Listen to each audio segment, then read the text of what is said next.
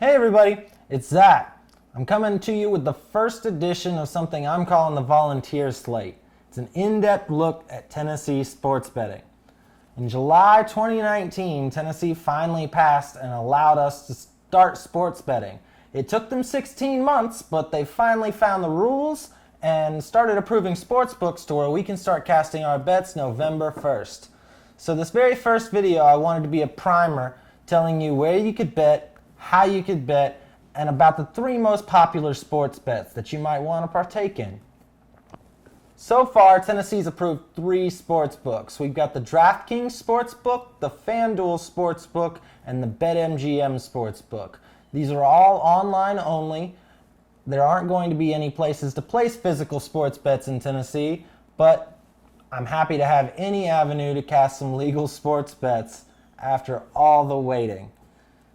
So, we're going to go into DraftKings first. It's my personal favorite. Full disclosure, I'm a shareholder, but until someone pays me to do otherwise, that's the one that I'm going to use. So we're going to use this one, and we're going to scroll through and find the Tennessee-Missouri game that's coming up this week. So the first column, you're going to see 2 sets of numbers. Forget about those minus 110s. I'll explain those in a minute. The first numbers you're going to see are plus 12.5 for Missouri and minus 12.5 for Tennessee. This is what we call the spread. This is basically the odds maker's take on how the game is going to go. So in this one, Tennessee is heavily favored.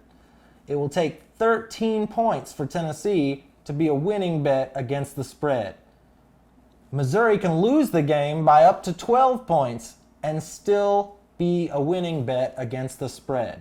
That's the way those spread works. At the end of the game, take those scores, add that spread to it. So Missouri gets plus 12.5. Would that make them win? If it would, then Missouri was the right bet. Same is true in the opposite for Tennessee. The second column, again, we're going to ignore those minus 110s. But over 48.5 and under 48.5. These are the 2 options. This refers to the total points scored in the game. So at the end of the game, if you add Missouri's score to Tennessee's score, if the number is over 48.5 at 49 or more, over was the correct bet. If the under was under 48.5 at 48 or less, then under was the correct bet. This is a way to bet if the game is going to be high or low scoring without having to pick which team you think is going to win. The last column, in case you didn't like the spread, is just about picking a winner. Doesn't matter if they win by a point or 100 points, the winner is the right bet. The way they even this out is by placing odds in these numbers. So you see Missouri at plus 390. That means if you place a bet on Missouri to win the game outright, $100 gets you your $100 back plus 390. The same on Tennessee. You have to bet $530 to win 100. If you look back at those first 2 columns, that's the way these minus 110s work too. If you're betting against the spread, minus 110 means you have to bet $110 to win 100. Same on the over-under. All these bets are close to 50-50, but they've got a little juice built in, so the odds makers get to make their piece.